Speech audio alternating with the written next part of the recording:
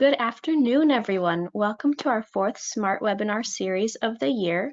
My name is Valbona Shimetti, and I serve as the Human Resources and Program Project Lead here at Diversity MBA. This month, we are excited to have Keith Wyche as our speaker.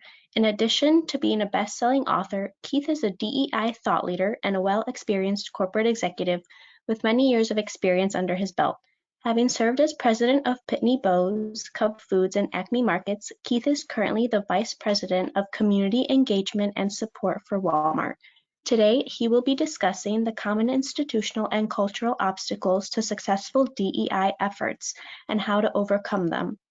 I'm very excited to see the thought-provoking conversation that Keith has in store for us today. And before I go ahead and turn it over, I wanted to mention that a recording of this webinar session will be available for our members.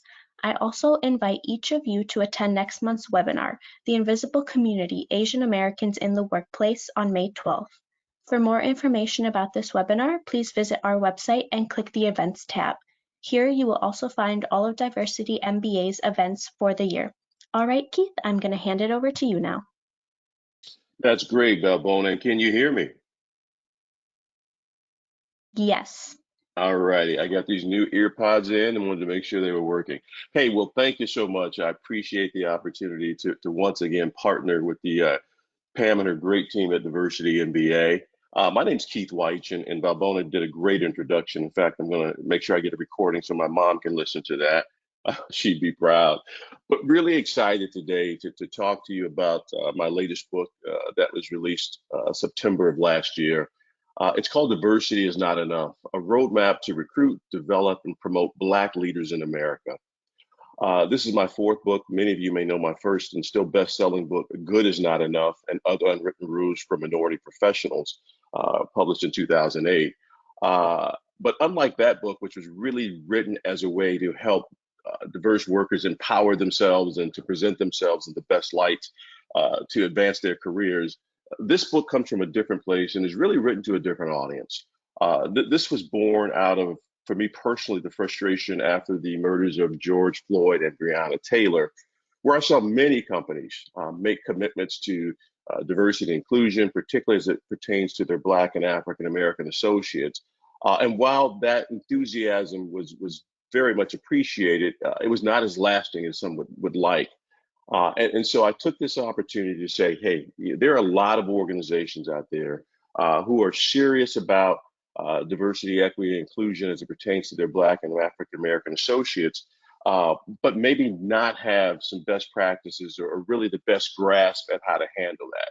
So that was one audience. The second audience was what I would call, for lack of a better term, kind of the naysayers, the folks who maybe didn't really totally agree or accept or understand the premise of DEI, really didn't understand the value and purpose. And this was just really to educate them and to eliminate any excuses of, hey, we don't know what to do, we don't know where to find leadership. There was a very prominent CEO who made the comment a year or two ago that they couldn't make their diversity numbers because they couldn't find enough Black talent. And so part of this was to say, hey, no excuses for those organizations who are saying they can't move the needle forward. So I really want to address that. And then last but not least, the tertiary audience were just those associates and individuals, maybe it's a part of the Black African American resource group, who saw their company wanting to do better, but not knowing how. So just really sharing over 40 years of best practices, information that I've codified not only through my own personal career journey, but also as a consultant over the last 15 years with many of the Fortune 100 companies in the area of DEI and talent management. I do want to address the elephant in the room, and that's I was on a show the other day, and the host kind of pinged me about, well, Keith, this is great. I read your book, and it really applies to everybody. Why did you label it for Black leaders in America? And I said, that's a great question. And I said, here's the example I'll give you.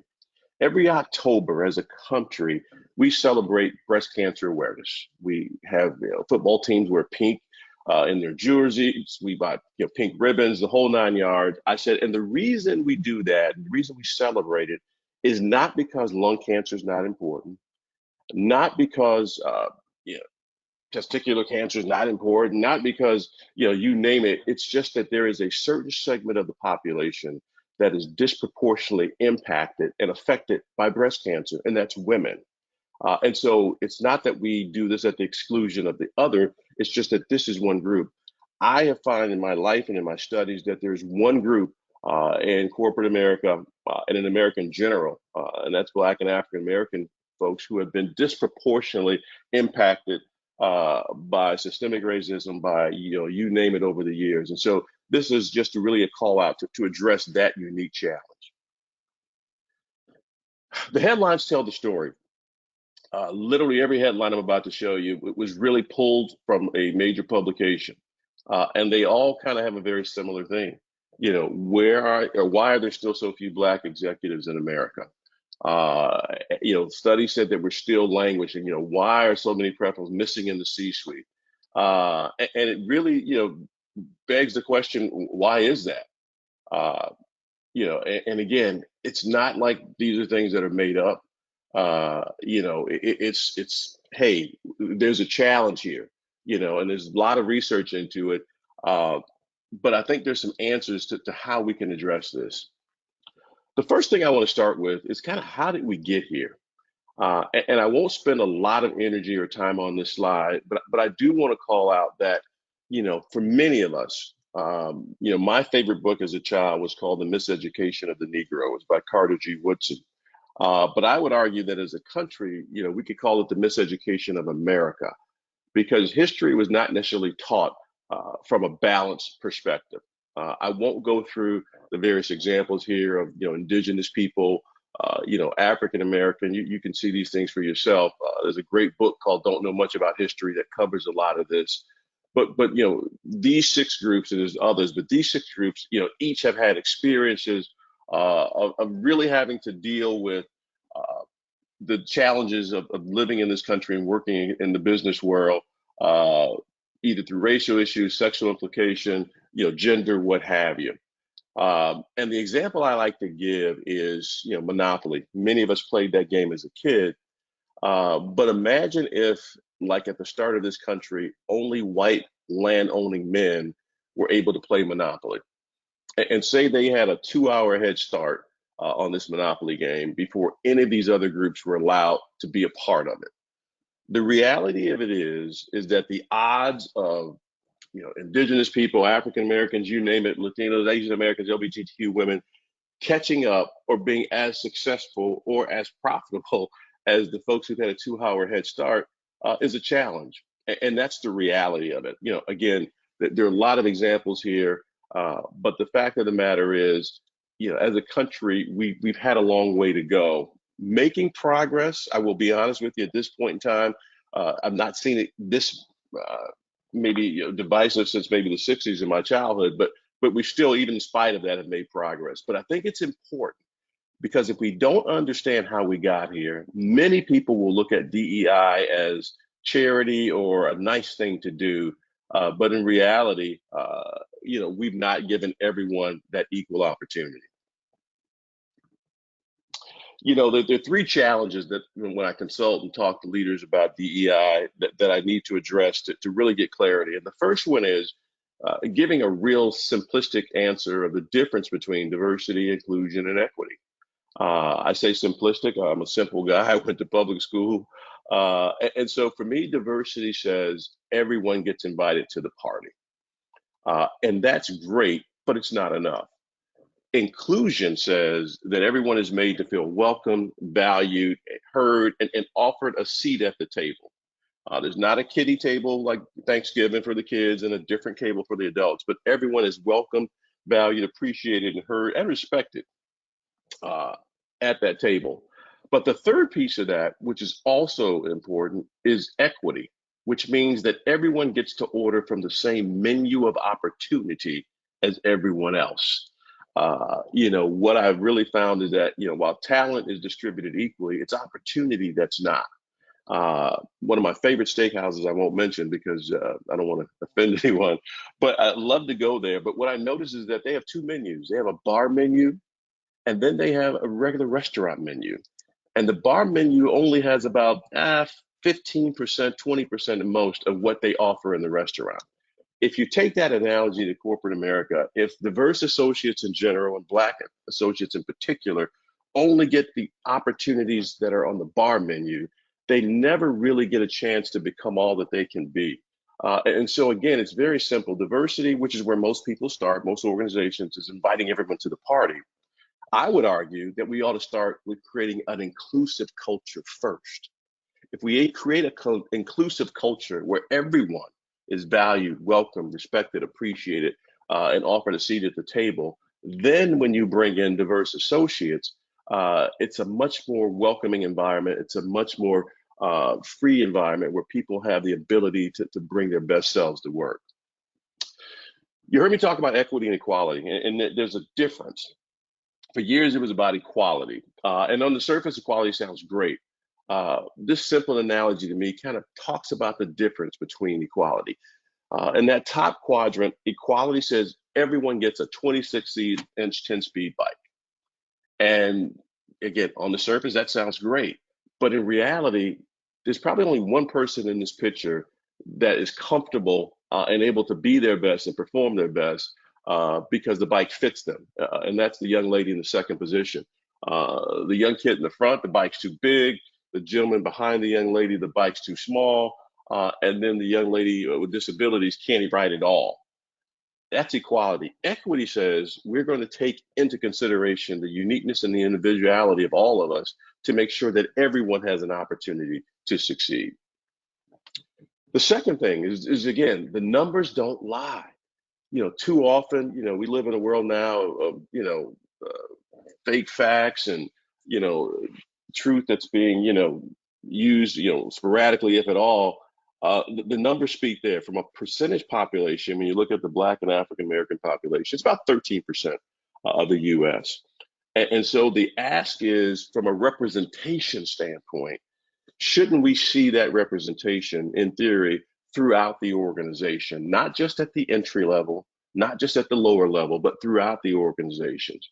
And so even though 13%, is Black and African American, that percentage of all executives goes to 5%. If you go to, C-suite level perspectives, it's even lower than that. Um, and don't be fooled by the myth of education, because I will tell you that this generation of young Black professionals is the most educated generation since 1619. And so the talent is there, the individuals are there. We have to figure out what the gap is. Here are some of the gaps that I see, and this is the third challenge: questionable behaviors. Um, and it starts with me with a lack of truth telling. We have got to get back to being a country that speaks the truth and tells the truth.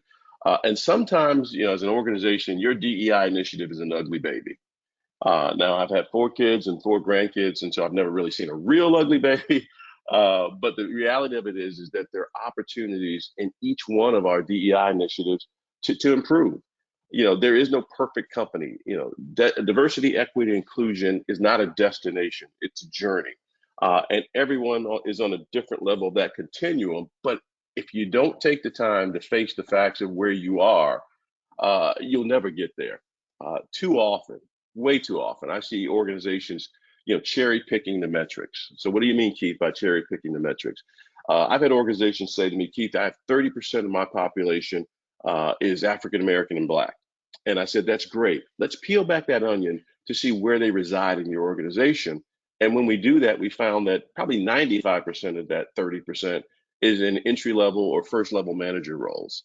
That's an opportunity. When you use the term metric people of color, um, I understand why we use it. The challenge can be if you use a number like that, you can hide different groups or ignore different groups in that area of the population. There are companies in Silicon Valley who can boast that they have 30 to 40% people of color. But again, when you pull that back, who's really represented in that group and who's not? And so it starts with being able to tell the truth and make sure that DEI leaders, chief human resource office leaders, and everyone is comfortable with being uncomfortable with the truth, and we work to get where it needs to be. The second is what I call the challenge between intentions and actions. My grandmother used to say the road to hell is paved with good intentions. Uh, but there are three things that come out of that. One, a lack of accountability. And let's be 100% honest. I'm a truth teller. I run billion-dollar businesses in corporate America. Anything that we value, we put resources toward, we put targets and goals toward, we hold people accountable, with the exception of diversity, equity, and inclusion. And so we need to address that level of accountability. And when I say level of accountability, sometimes people say, well, we don't want to penalize people from a performance standpoint. I get that. However, what I recommend to many companies is how about just starting with a high level of accountability that says every quarter when your BU president or your business unit leaders have to speak about their P&L and the state of the business and the state of competition, that they also have to speak to what initiatives and actions have they done in the space of DEI, not in a separate meeting, as part of that business meeting, because you'll send two signals. One, the fact that it's part of the business meeting says that DEI is part of the business. And secondly, because they're having to give account of their activities, actions, and behaviors, you will see a change in how they show up when it comes to DEI. First thing. Second thing, not addressing the bad characters. I won't go through the whole Amy Cooper story. Many of you remember her walking her dog in Central Park and being challenged because she was breaking the rules and really didn't comply with the law and actually falsely accused someone. I have found in some organizations that there are those bad characters who just refuse to embrace diversity or refuse to uh, be open-minded, to be aware of their biases and unconscious biases, and just really continue as business as usual. And as long as those folks aren't addressed, you're sending a message to the organization. And then lastly, the good old check the box of unconscious bias. And even today, if I'm honest, check the box of having a DEI or a chief diversity officer. I've seen more chief diversity officers be hired in the last 18 months than I have in the last 18 years, which is one hand's a good thing. But again, we'll talk later about way that may not be a good thing if we're not doing that correctly. Uh, this one here, I got to tell you, most organizations, when you talk about DEI, they run straight to recruitment. And recruitment without inclusion is a revolving door. Every year I go to conferences like the National Black MBA Conference or some of the Latino Hispanic conferences, and recruitment, career fair is the biggest draw there. My challenge to organizations is if you go bring in this best and bright brown and black talent, but you don't onboard them properly to set them up for success, because I will tell you that the first 90 to 120 days of anyone starting an organization is very fundamental to their foundation. And if that foundation is not set properly, the career won't go. And then look at these individuals from a career life cycle perspective. Don't just hire Pam for what she can do today. Look to develop and grow her to what she can be in your organization. So that's the first one. The second one is just no enterprise-wide ownership of DEI. You can't just leave this at the doorstep of your chief diversity officer or your HR team because it will fail. You have to have the whole organization thinking about DEI from an enterprise-wide perspective, and I'll give you a little highlight later on what that looks like. And then my own personal pet peeve is well-intentioned individuals and organizations wanting to address DEI with a doing something to a group than with the very diverse group you're trying to help. My motto is nothing about us without us, and making sure that you're taking the time to meet with the individuals to help diagnose the cause, to get input from them, because the diagnosis dictates the cure. And so if we misdiagnose what's really happening, if we create all these DEI initiatives without any input or very little input from the people we're trying to help, we can actually miss the mark. I would tell you DEI's greatest challenge is something that we all struggle with, and that's the unconscious bias to gravitate to people who look, think, and act like us. In this cartoon, the gentleman to the left is interviewing the candidate, and he's looking in the mirror and seeing so much of himself that, wow, this person's really impressing me. The other angle I take on this commercial, cartoon rather, is maybe, in addition to looking in the mirror at oneself, to see yourself in the other person, look in the mirror to say, hey, what are my unconscious biases? What maybe do I'm not aware of Do I think that because I'm in a supply chain environment that maybe that women shouldn't, couldn't play in that space, or maybe if I'm in, a different environment, look in your own mirror to say, what do I need to do? How do I need to show up differently? How do I need to be more self-aware so that I'm not hindering the process? Because the reality of it is, uh, if you only fish in a pond that has goldfish, that's all you're going to catch. And so there's so much more we could talk about. But at the end of the day, when you don't have a consistent enterprise-wide uh, DEI initiative, particularly as it pertains to Black and African American people, you will see increased turnover. You will see poor morale, where you hire someone who comes in as a hypo, and then they turn into a popo, passed over and pissed off. A disengaged workforce, increased recruiting costs. And when we see this, companies will say, hey, the ROI on diversity and equity is just not there. And the reality is we didn't execute it correctly. I do believe that both the organization and the individual have a responsibility as it pertains to career growth. Many of you heard me speak before. I talk about, PEP. Some people use PI, but there are three things that everyone has to manage in their career: performance, exposure, and perception. And it's a two-way street. And many times there's disconnects. So when I think about the disconnects from a performance standpoint for employees, if you're not careful, too often you'll focus more on effort versus results. And I challenge my Black and Brown and African American associates to make sure that you're clear on what the results are. And while we appreciate your effort, companies get paid on results, be it stock price. And so it's not about how much effort, it's the result. Secondly, another challenge, unable to articulate their value. What's your elevator speech? What do you bring to the table? How are you adding value to this company? No one will promote you because you think you're the greatest person in the world. They'll promote you because you're adding value. And then again, trouble receiving constructive feedback. You have got to be of the mindset that feedback is a gift. And there's three types. There's positive feedback that says, yep, doing some great work, and I agree with that. There's feedback that says, hey, you're doing great, but you can improve in this area, and you agree with that, and you put a plan in place. The challenging feedback is that negative feedback, that although it may be constructive, because you don't see it or realize it, you get defensive and ignore it or push back. And whenever I get that type of feedback, two things I tell people: one, take the emotion out of it, and then ask two follow-up questions.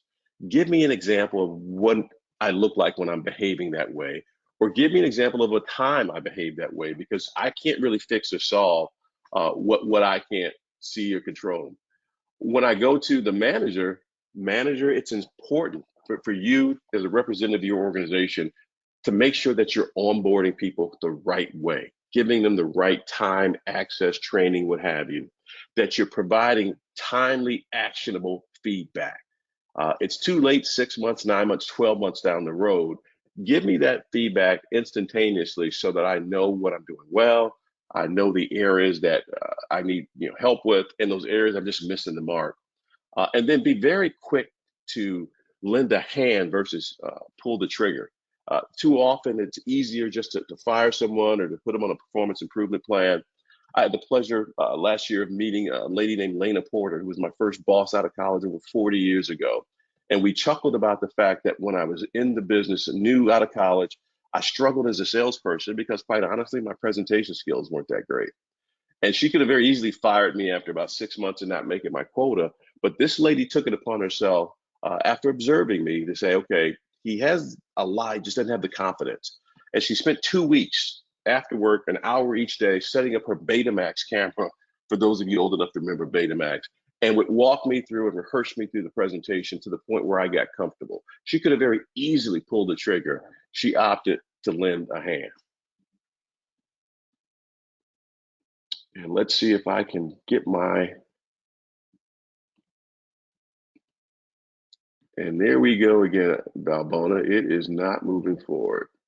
So let me see, what do I have to do here?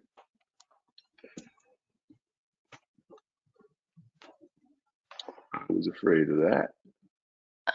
Keith, maybe if you can stop sharing your screen and share again, maybe because that worked last time, maybe it'll work again this time. All right, let's do that.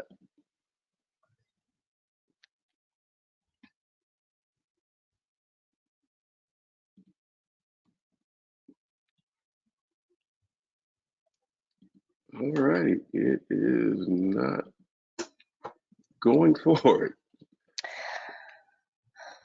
Um, and won't let you exit. Can you exit out of that Yeah, presentation? let me do this.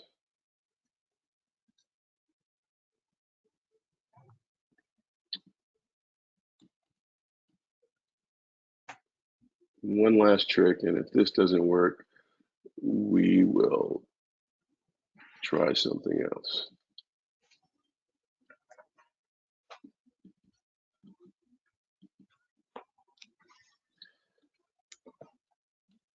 All right, I apologize. We are not moving forward.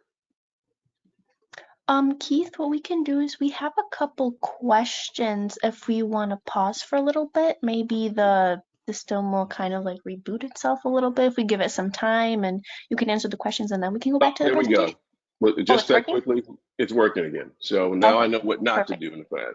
So the second Okay. thing is exposure. And to my bonus point, we're going to have some Q&A at the end. So feel free to put some things in the chat, and we'll leave about 15, 20 minutes to kind of go through that. But exposure. Again, no one rises through the organization without someone who's already on the other side of that glass ceiling pulling them through. And so from an employee perspective, you've got to make sure that you understand the importance of exposure. Early in my career, I didn't understand that. So I would not go to certain corporate functions like the retirement party of a beloved executive or a weekend golf event, not realizing that I was missing an exposure opportunity. Reluctance to network internally. I'm an introvert by nature, but I had to learn that it's a people business. And so I had to get out of my comfort zone and begin to network internally. Relationship currency in organization is very, very important. And so you have to make sure that you are visible in a meaningful way, and then, not embracing continuous learning. We live in a society where if you're not intellectually curious, if you're not a continuous learner, it can be challenging for you. And I encourage, folks to make sure that that's what you're doing. Conversely, on the association manager, making sure that you are giving opportunities and serving as an advocate equally, not just be a FOB. An FOB, and I warn you, it's not SOB. Uh, it's called Friend of Bob. I was consulting with an organization and speaking to their rank and file. They said, hey, if you're a friend of Bob and this executive Bob likes you, you tend to get promoted and moved up and get special assignments. No, no, no. You have to advocate equally. You got to make sure that you're providing opportunities equally, and that you're sensitive to a degree to the challenges that diverse associates face. And when I say sensitive, making sure that you're aware that their lived experience can be totally different from yours, and that you just are aware of that in some degree. In the grocery business, I had a regional manager who had a store manager who had just come back from giving birth to her first child. And because he was upset with store conditions, he put her on overnights for 3 weeks. Well, this is a new mom with a new baby. That was not being sensitive to her challenge as being a mom. And so those are the things that, again, I tell folks to make sure that you're not taking advantage of folks, that you are actually being aware of what those things are. What question do you? I heard you mention a question earlier. What question can you speak to right now, Valbona?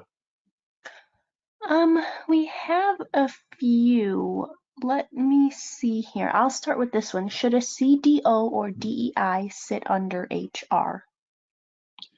We will talk about that in a second, and the reason I say that is that there's no one size fits all. But I do want to address that. If we're not careful, we will put people in roles where they don't have the impact, the resources, or the influence to get things done. And so we have to be very, very careful with that. And a reason I'm kind of doing this, Valbona, as you can imagine, guess what? It started again.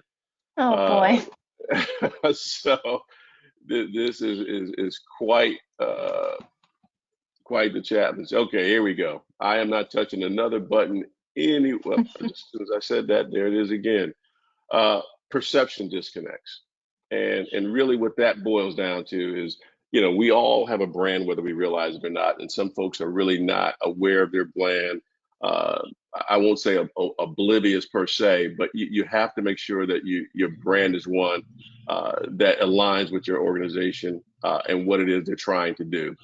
um, and again, not being so defensive of feedback. It's just one of those things that feedback is a gift, and too often, we don't take the time uh, to do that. So, making sure that we're spending that time getting that feedback and getting it regular. It's not enough to wait till the end of the year to get this feedback. It's not enough to wait till you get the performance review that you don't like or that you think is unfair.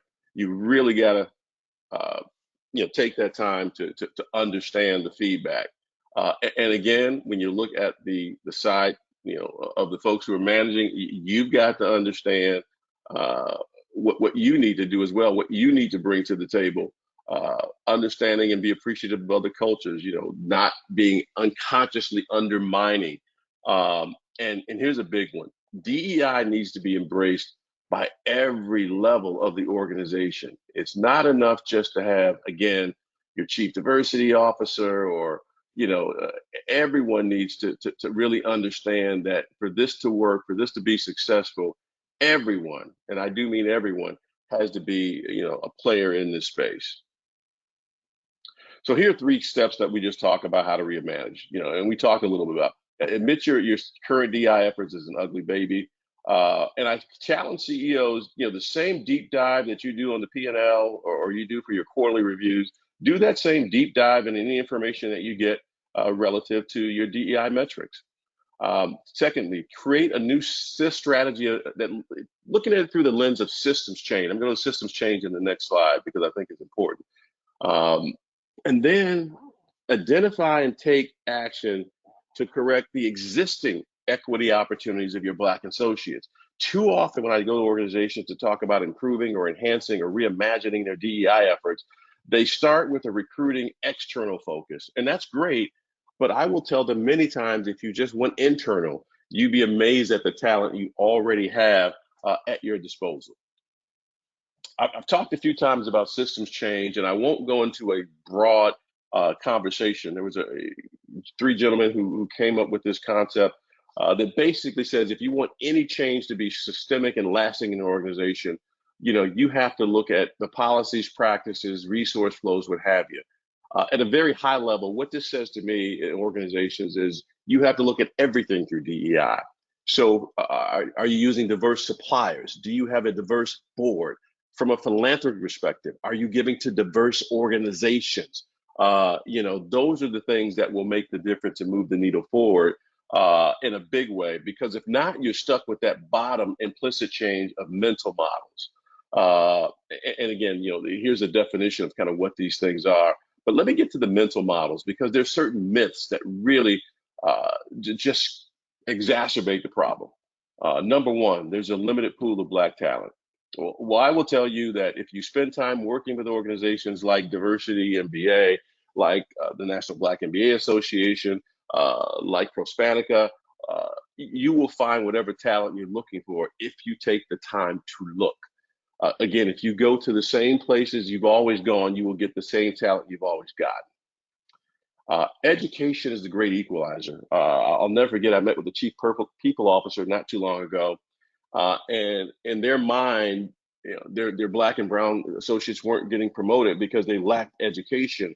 And we did a deeper dive, and what we found is actually uh, they over-indexed in education, i.e., they actually had more education, higher degrees than some of their white counterparts. And so education, while great, is not the great equalizer that will lift all boats and make sure that mental model isn't there.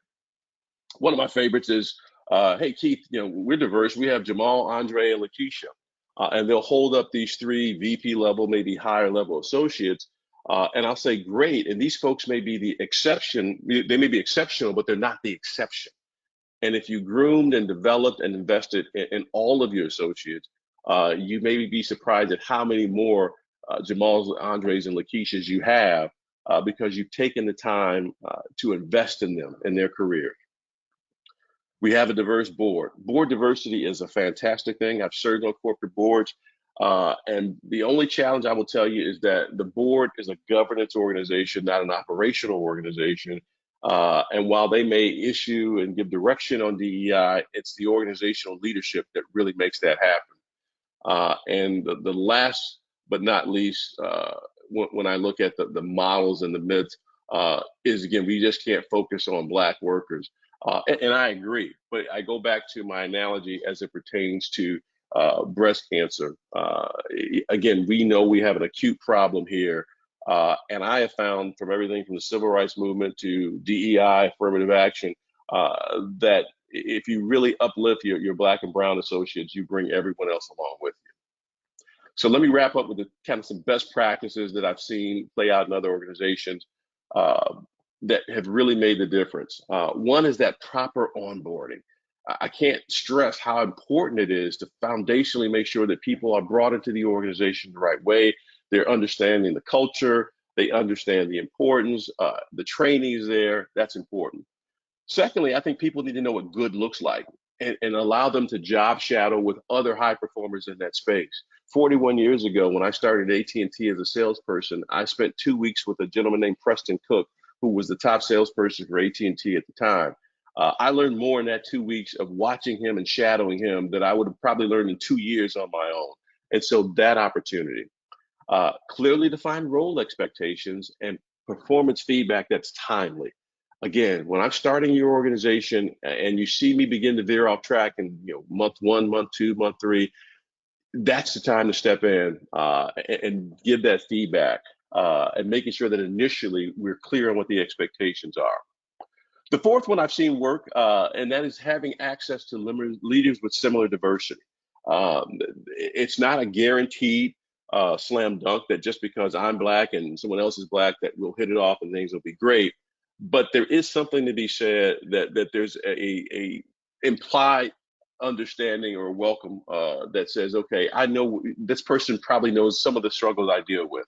And again, that's regardless of what that is, be it gender diversity, disability, whatever it is, access to similar leaders in that space, because it's important. If we can see it, we can be it. And that's one of the importance of having representation. But again, having that access, and then using your ERGs to help solve business problems. Don't just set them there and if because left to their own, they'll become bitch and moan sessions, quite honestly. But having them go after business problems, finding ways to improve a product or improve a marketing approach, or things that really one help them understand the business in a better rate, and it gives them visibility and it gives you visibility, quite honestly, to talent in the organization. Last, implement a structured program targeted for high potential Black associates. We've seen the success of 15 years ago when organizations focused on developing, female talent. There are women in the organization, and while we still have a long, long way to go, I think the facts dictate when you look at the number of female CEOs, females in C-suite opportunities, that we know the recipe, we know the playbook, and let's look at expanding that. And maybe it's not just high potential Black, but high potential Black and Brown people. But again, structured programming that's intentional. Um, I believe in encouraging participation in outside professional organizations like Diversity MBA, where if you send me to a workshop, I will be in an environment with like-minded people. It's a safe space, and I can learn, develop, and grow, which leads to having that safe environment. Easier said than done, but people need to be able to work in an environment where they can speak up and speak out without fear of retaliation or fear of being labeled. And sometimes you have to bring an outside organization to do that, consulting group to lead these fireside chats or these unvarnished truth sessions. But you've got to have that. Inspect what you expect regularly. We do it for everything else in the business, but let's make sure we're doing it as it pertains to DEI. And then there must be a level of accountability because without all that, none of this works. So I'm going to stop sharing my screen right now. Thank goodness, Valbona. And just kind of take it back to you, turn it back to you to say, hey, what are you seeing? What are we hearing? What questions might there be? Or what questions, Valbona, might you have? Okay, so we do have some questions in the chat, some comments too. Pam is thanking you for always being a champion and showing up for Diversity MBA. There's another question that says, I agree with you, Keith, because I believe we will not diversify the workforce in this century reality. So inclusion and belonging should be a real focus for companies so they retain talent before losing the talent of color they hire. What are Well, your thoughts? let me stop there. That's a great thing. And before I go there, let me go back because I rushed over it. The initial question about chief diversity officers. Um, I'm reached out to regularly to be chief diversity or to interview for chief diversity officer roles. And for me, an ideal scenario is that that person reports directly to the CEO. And the reason I say that is because one, it sends a signal that this is important to the organization. It provides the influence of the CEO, the implied influence, and secondly, it's easier to, well, not easier. You have a seat at the table. I'm also okay with this person reporting to the chief people officer, as long as this person has input and influence over talent management and career decisions. But what I found recently is a lot of these newly minted chief diversity officers are buried two, three levels down, even from the chief people officer. A, B, they have very limited staffing. Uh, D, almost no budget. And E, when I look at some of these job recs I get from search firms, they want this chief diversity officer to raise the sick, raise the dead, heal the sick, walk on water, but not give them the resources. And so again, there's no one size that fits all, but I can tell how serious an organization is about DEI, looking at either where the person sits in the organization as well as what resources they have at their disposal. The next question you just talked about, um, because I'm old and forgetful. Give me the last question again. Sure, this question was from Pam. So she wanted to know your thoughts on inclusion and belonging. There should be a real focus for companies so they Yes. retain talent before losing the talent of color they hire. Yeah. And let's just be clear. There is, and I hate to use this word war, but there is a push for talent. When you think about the fact that baby boomers like me are moving off the scene, and all of that, resource, intellectual property, all that's leaving the organization. There is really a need for talent out there. When you think about the Great Resignation and all that that brought about, and the organizations that will win are the organizations that are much more inclusive, because studies have shown that millennials and Gen Y really gravitate to diversity, equity, inclusion from an organizational perspective. And that's what they look for. Now, the reality is no one's going to have someone for 30 years in a gold watch, but what you do want is to retain that talent for as long as you can, uh, develop that talent, get an ROI for that talent. And the organizations that understand that, particularly as it pertains to diversity and people of color, are the organizations that will win in the future. Okay, perfect. Let me see. Next question here. Please provide names of organizations that are doing this right. Who are the best in class or model employers to follow and emulate? Again, beauty's in the eye of the beholder. But I will tell you that if you look at Diversity MBA's list of top 50 companies, there are other lists and organizations who will outline, those best companies for diversity, equity, inclusion. You will see, the same names tend to percolate in the top 15, 20 of those lists. At a high level, the best companies, and again, no one's perfect, but the role model companies are the companies that really understand and embrace it from a company perspective, i.e., not only do they have a diverse board, diverse leadership, their philanthropy is diverse. I can look at who they support from a community engagement support. They're diverse. I look at their supplier diversity, they're diverse. One organization even has financial diversity, i.e., they invest their money in diverse portfolios. Um, I'll give you an example of one company that will go nameless that just to my mind blew my mind at how deep they were into it. This company was located in a part of the country that it's not the most geographical desired, particularly for young folks, and they realized they had a problem with retention. And once they dug deeper into it, we did some work. We found that when they brought in people, Black, African American, Latino, because these were not necessarily diverse cities that this company was located in, there was a challenge. People didn't feel connected. And so this organization um, added to as part of their final interview process. So you think about it, is what they would call a welcome to, and I'll make up a city, welcome to Cleveland. It wasn't Cleveland, but I'll say welcome to Cleveland, where when I came up for that final interview and brought my significant other, while I was being interviewed, part of their day was being shown, here are the beauty salons in the area that are Black beauty salons. Here are the Black churches. Here are, the places where you can get your ethnic hair care. They did the exact same thing for their Latino uh, folks that they brought on, their LGBT. And because they did that, these people gravitated and accepted the acceptance rates of offers went up exponentially because it created a comfort level that says, okay, I'm going to move to this city, this location that isn't typically known for being diverse. But because they took the time to show me these neighborhoods, show me these stores, show me these churches, connect me with whatever it was that was important to me, I now feel valued. And so that's just one example again, being very intentional and deliberate to make sure that people felt included, uh, even in the city that may not have been as inclusive itself.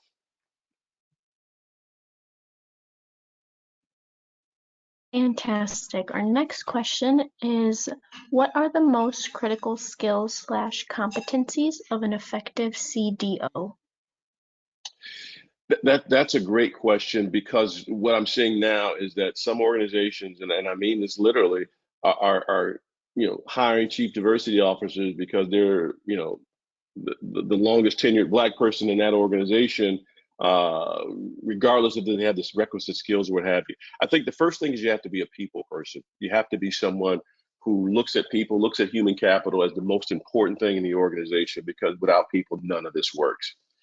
The second one is someone who is already themselves self-aware about themselves, understands their challenges, their biases, their uniquenesses, and the things that they, how they show up. Someone who understands the importance of the business. It's not enough just to be an HR professional or CDO. You're understanding the business, where the business needs are, and can help create that talent pipeline to be a part of that, and someone who's a very effective communicator. Let's be clear. Talking about DEI, talking about race, any of these things is very challenging and very difficult conversations to have. And you need people who are comfortable having those conversations. And sometimes what can be very hostile situations.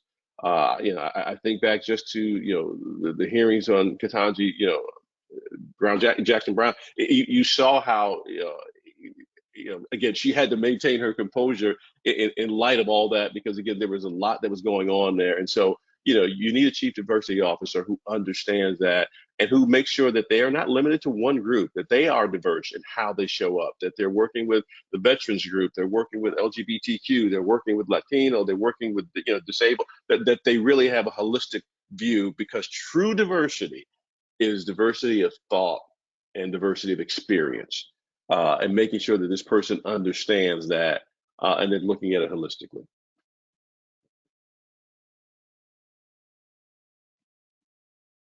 Wonderful. Our next question is, I know this is a general question, but as a young individual contributor without influence, how can I spark change within my organization to truly engage, retain, and champion people of color? I think you have to bloom where you're planted, right? And so if you're an individual contributor, you don't have necessarily the influence and the impact to change the company's culture, but what you do have the ability to impact is the team that you're on and the associates that you work with. Are you being an ally, or better yet, an advocate? Are you using your voice to speak up for those who may not have the voice to speak up for themselves? Are you pushing back when you see things that are happening? Are you making sure that everyone's voice? I mean, I was in a meeting where I saw, and I was so proud of this person. It was a group of young, right out of college individuals, and this one person in the group who was just a participant noticed that a few of the participants either weren't getting called on to ask a question, or were basically being ignored. And this person took it upon themselves to say, "Well, we haven't heard from Keith yet. Keith, what are your thoughts?" Well, Jane hasn't had a chance to weigh in on this.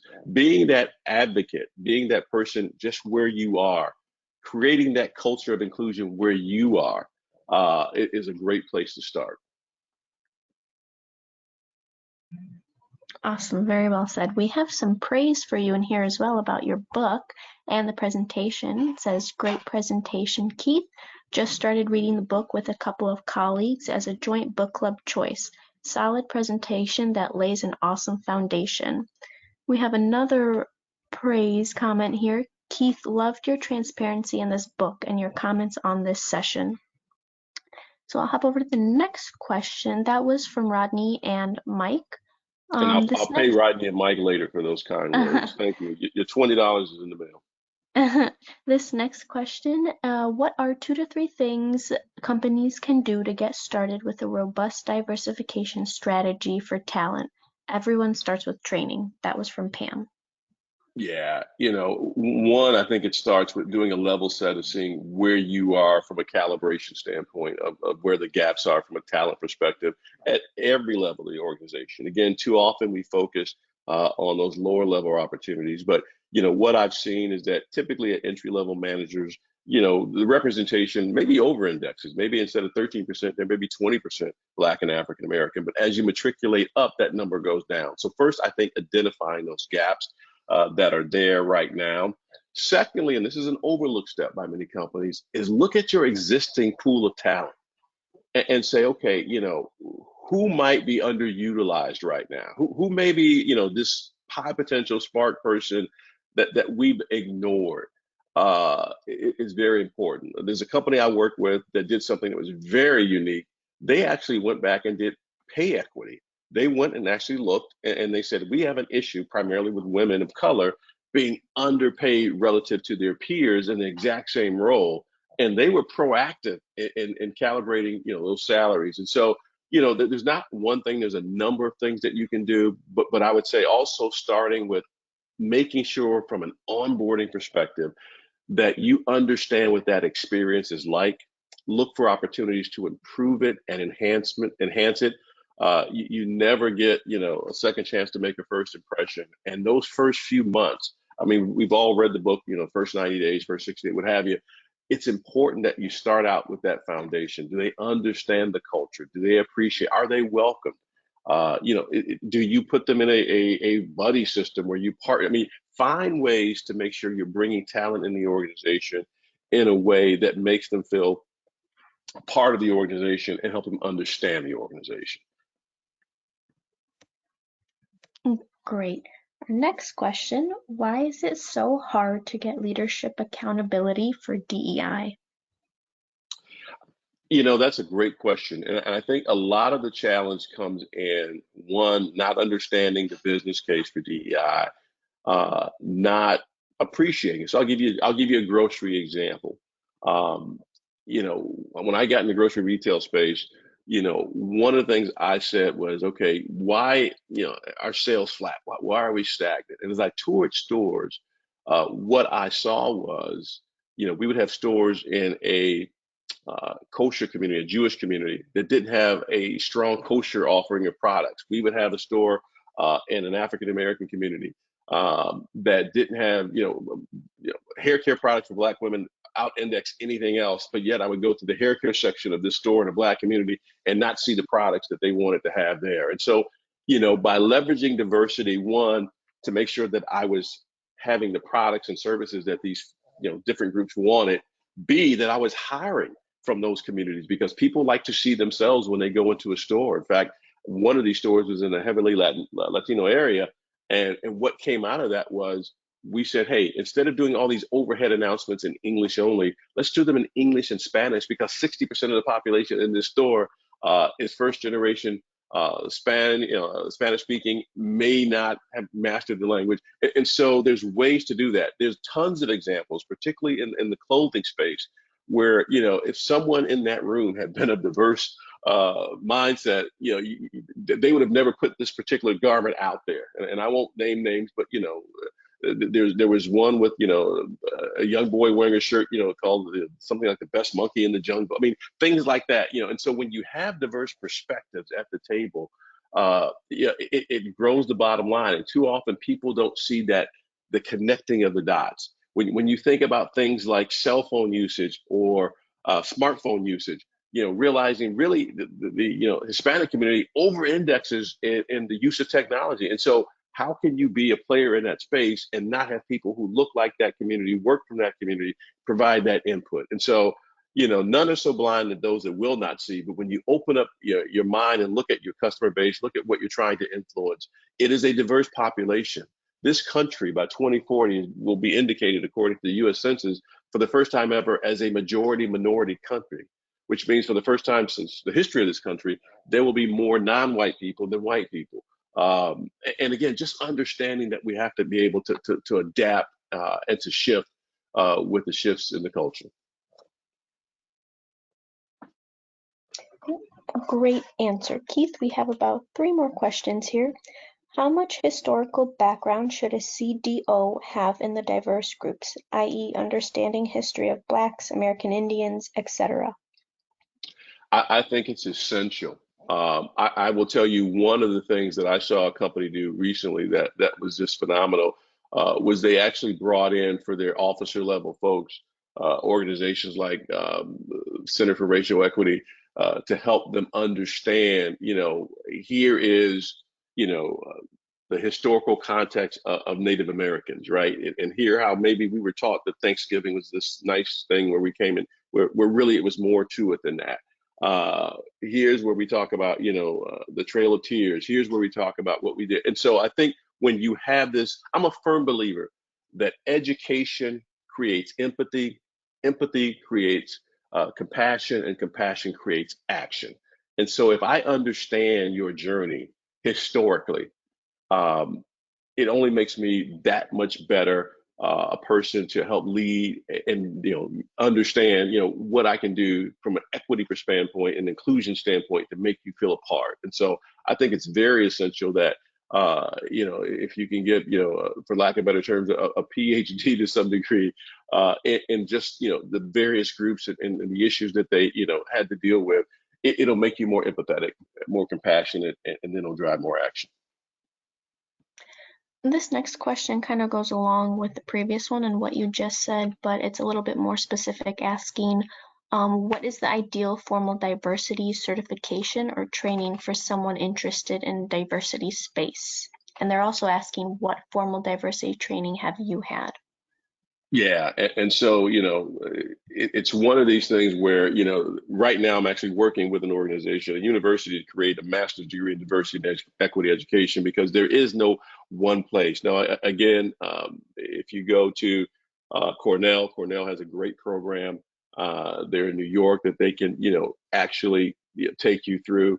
Lately, McKinsey and some of the others, Deloitte, are creating these programs. Uh, but there's no official university of diversity, equity, inclusion that you can go to. I will tell you that a lot of my expertise comes from the lived experience of having done this for over 40 years in corporate America, matriculating from the classroom to the boardroom, and then secondarily as a consultant in the last 15 years, working arm in arm with PhDs and organizations and leadership to understand. So again, we live in the world of information, and there's a lot of information out there. For those looking for that formal certificate, I totally understand that, and that's why I lean to places like Cornell to at least give that baseline. Hey, here's a baseline of where you probably need to start. As you can imagine, because there's not the same level of accountability for DEI corporate America, there's not necessarily, there's places I can go to hone up to, for being a CPO or getting IT skills or, CFO. But for diversity, equity, inclusion, again, you have to be a student and a lifelong student of the business, because it changes, right? So hopefully that answers the question. Yes, fantastic, Keith. All right, last question before we wrap up. Any suggestions on dealing with leadership that is toxic to DEI? They don't think it's valuable, they think they are woke, etc. Yeah, and again, to me, that's a simple one. Every company has its culture, what it stands for. Every culture has, the values of that organization. And to me, one of the biggest values that I've always had is respect for the individual, respect for people. And to me, if you do not respect diversity, equity, inclusion, then you are not respecting people. And so, while I'm not here to mete out whatever punishment or what have you, I think it comes from the top that says, we will be an inclusive culture. And then we make sure that from a behavior standpoint, we are addressing those issues. And so when you do have, and I think about something like the Rooney Rule, where it has just been totally bastardized in many cases in the NFL. For those of you who don't know, the Rooney Rule was started by the Rooney family who owns the Pittsburgh Steelers. And over 20 some years ago, they saw there was very limited African American coaches in the NFL, although the NFL is probably 60% players. And so what they said was, hey, you cannot hire a new coach unless you interview a diverse slate of candidates, i.e., at least one, I think it grew to two, possibly African Americans or diverse candidates. It didn't have to be African American, be Latinx as well. And what you found were there were teams who would just check the box. In fact, Brian Flores has a lawsuit about that. And so we know who those players are, and I'm gonna be a truth teller. We know you can look at the diversity of that leader's team, what have you. And that's when you have those conversations. And if that's truly a part of your culture to be inclusive and diverse, and this person isn't a part of that culture, do what you would do with that person if they broke your code of conduct rules. Hey, well, thank you so much, Valbona, and again, Pam, and the rest of the whole team at Diversity MBA.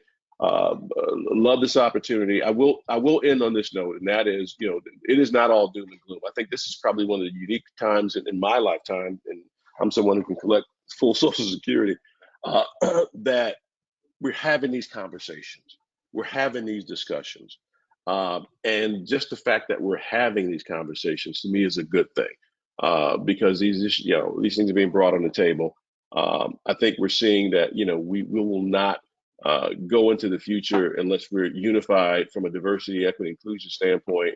And if you are going to be the employer of choice, you've got to create and have an organization that has an inclusive culture. So thank you. Hopefully you got a nugget or two out of it, and really appreciate the opportunity. Thank you so much, Keith, for all the insight and the wonderful presentation. I really think everyone was able to take away something useful today.